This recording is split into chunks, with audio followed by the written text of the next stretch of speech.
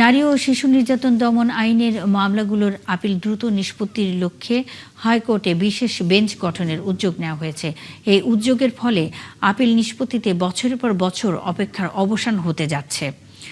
নারী এবং শিশু নির্যাতন দমন আইনের অধীনে থাকা চাঞ্চল্যকর মামলা শুনানির জন্য হাইকোর্টে একটি সুনির্দিষ্ট বেঞ্চ গঠন করলে তা আগামী রোববার থেকে কার্যকর হবে। ৭ জুন আপিল বিভাগের এজলাসে অ্যাটর্নি জেনারেল রুহুল কুদ্দুস কাজলের প্রস্তাবের পর এ বিষয়ে প্রয়োজনীয় ব্যবস্থা নেওয়ার নির্দেশ দেন প্রধান বিচারপতি জুবায়ের রহমান চৌধুরী।